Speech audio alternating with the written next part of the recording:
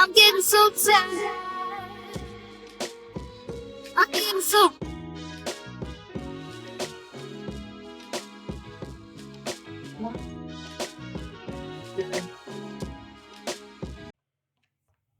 Y'all know what's going on. It's time for another episode of Doing Time with Joe. I'm your host, Joe Baker, and welcome to the show, y'all. Look here. In penitentiary, man, sometimes you gotta fight. It's just what it is. You might not want to, but sometimes you have to. Your very survival is going to depend on it. The way that you're going to be treated in prison is going to be determined by how you stand up. And a lot of people that come into prison, all they want to do is do their time and go home. But you have those people in here that are not going to allow that to happen. And this is what this story is about, right? This is about this young dude I know named Jay. And he was a peon, as we call it. If you're affiliated, that's what you call somebody that's not affiliated, right? And he was in the cell with this Crip dude. The Crip dude was maybe a couple of years older than him, but not much.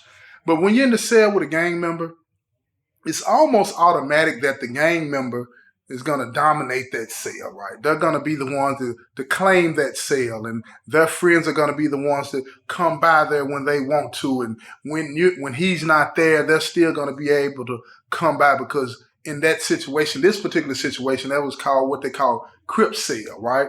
And that belonged to them, and they would come in there, look at TV, talk on their phones, shoot dice, whatever the case may be. Jay could be in there asleep or looking at TV or just relaxing, writing his girl a letter or reading a letter. It didn't matter. You know what I'm saying? If one of them came over there, whether his celly was there or not, he couldn't stop them from coming in. And that's how it goes a lot up in here when you're dealing with gang members. Now, some gang members won't allow that to happen, but for the most part, if you say something about it, they're going to push towards you and make you understand that you don't make those decisions. You're not calling those shots. You're not running nothing. Now, in this situation, Jay was getting beat up pretty much every day.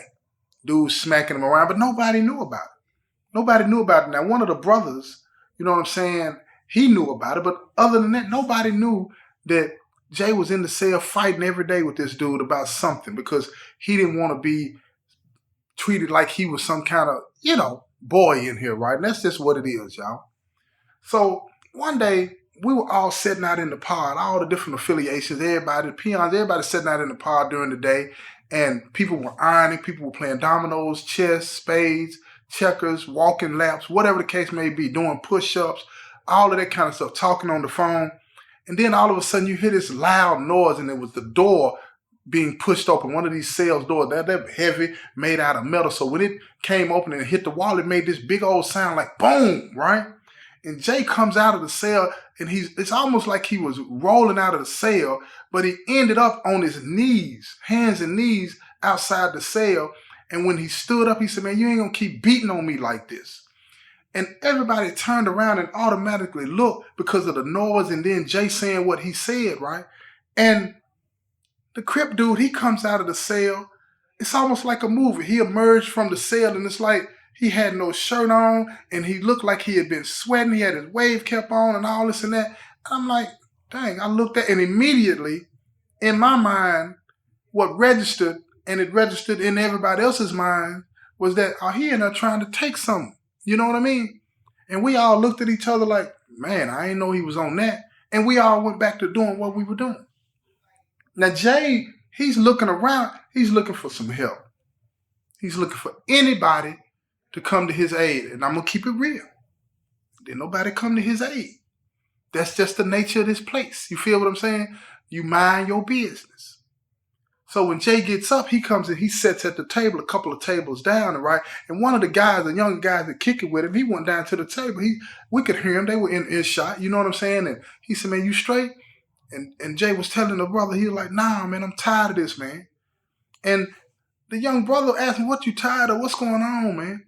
So he told him, man, that dude jumping on him, telling him he got to do this and do that, and trying to make him, you know what I'm saying, feel like he the boy in the cell, and he don't have no say in nothing, and he can't turn his TV on unless dude say turn the TV on and all this and that, and he want him to set up in the bed. He acting like he really run dude. He ain't running the cell now. He running dude, right?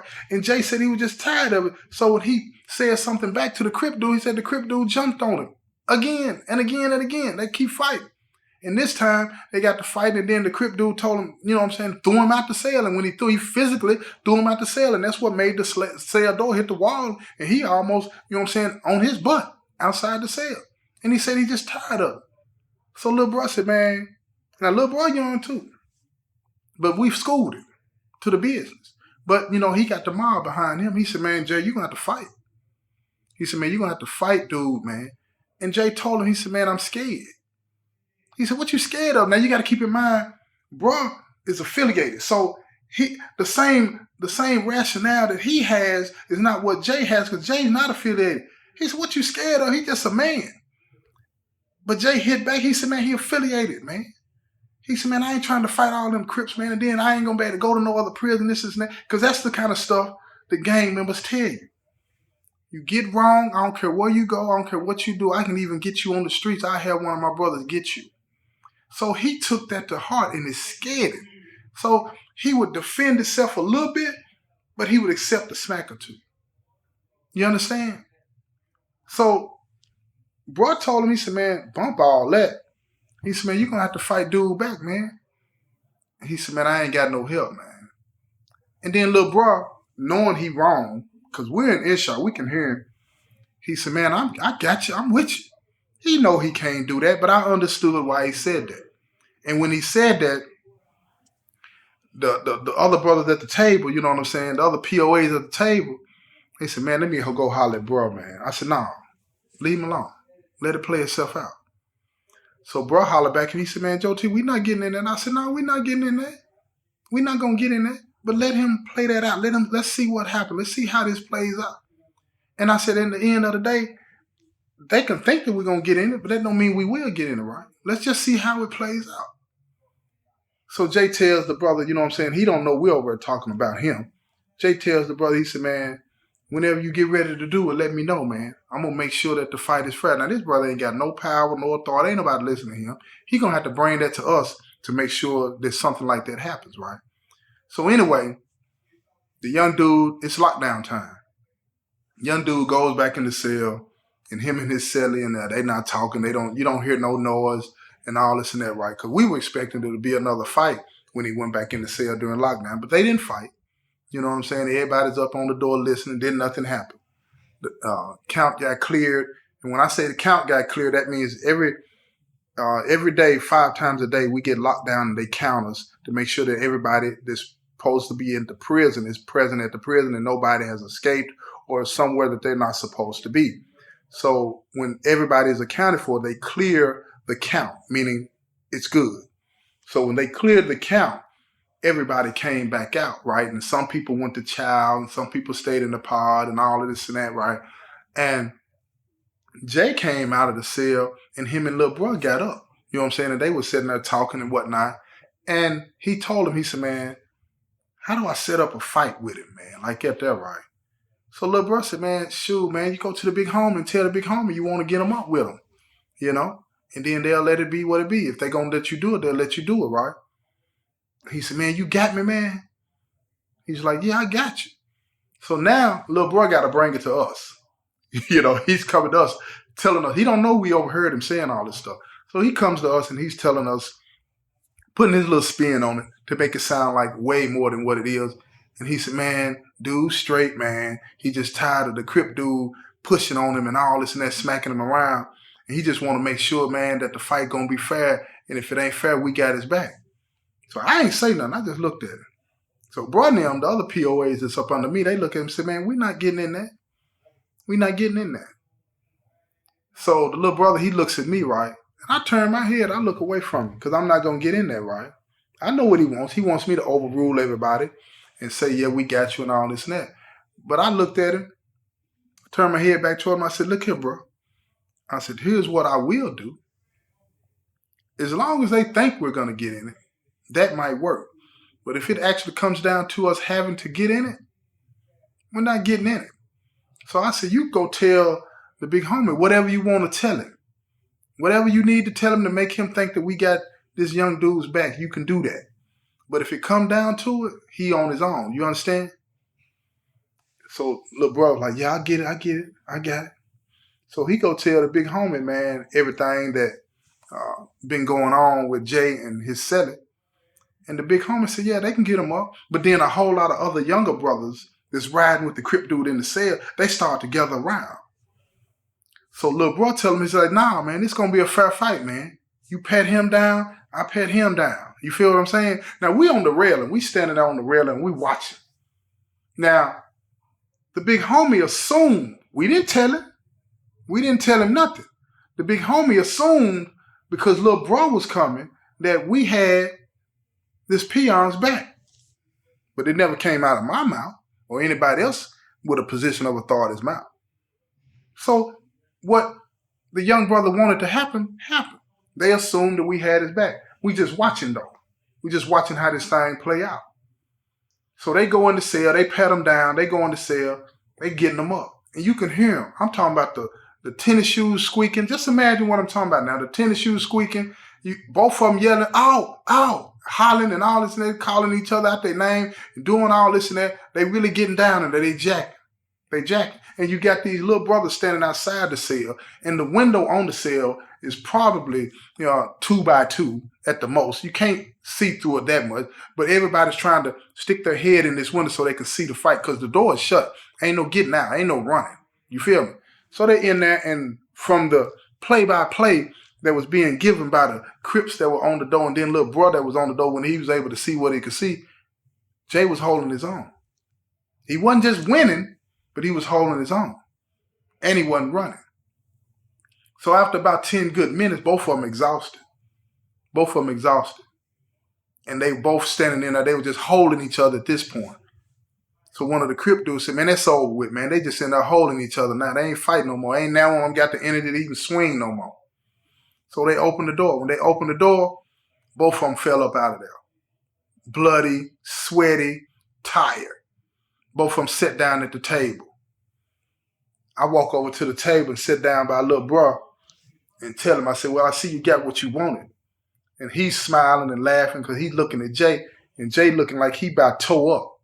So he goes tell Jay, he said, man, what you need to do now, man, you need to go get in the shower, man. Clean yourself up and cool yourself off. Because back then, they changed it, but back then we had a hot knob and a cold knob. Now, it ain't none of that. You hit the knob and everything comes out of the knob hot, out of the nozzle hot. You can't take a cold shower in here no more. Everything is hot. Ain't no cold showers unless the hot water is broken, then all the water is cold. So anyway, he went in the shower and he took him a shower and he rinsed himself off, cleaned himself off real good. And when he came out of the cell, check out what happened. This is what happened. When he came out of the cell and he was going to the cell, his cellie was in the cell, right? His cellie got up, came out of the cell, let him go in there and get dressed. That gesture right there, let it be known to Jay that he had earned the respect that he needed.